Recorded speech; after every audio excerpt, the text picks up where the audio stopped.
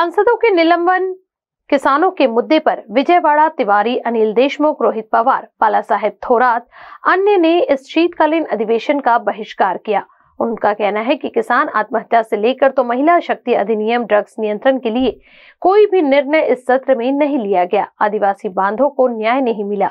राज्य के पुलिस पाटिलों की मांगों को न्याय नहीं दिया गया। आशा वर्करों की समस्या जस की तस बनी हुई है। विधानसभा अधिवेशन का आखिरी दिन होने के बावजूद किसानों से लेकर आम जनता तक किसी भी वर्ग की समस्या का निवारण नहीं किया गया।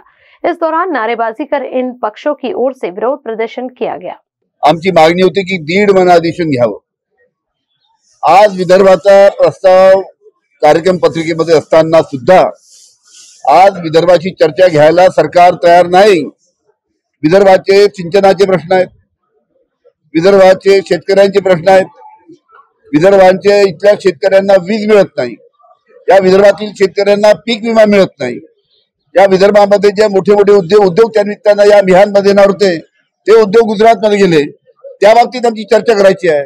शेतकऱ्यांच्या प्रश्नाच्या बाबतीत चर्चा करायची आहे, पण आम्हाला बोलू देत नाही, चर्चा करायला सरकार तयार नाही। आणि त्यांची घाई आहे की आता 5:30 वाजले, 7 वाजताच विमान आहे, त्यांना विमान पकडायचं आहे, पण विदर्भाच्या बाबतीत त्यांना चर्चा करण्याची आवश्यकता नाही। अशा पद्धतीनं आमचं तोंड दाबण्याचं काम हे सरकार करते आहे आणि त्याचा निषेध करून आम्ही सर्वांनी सभात्याग केलेला आहे।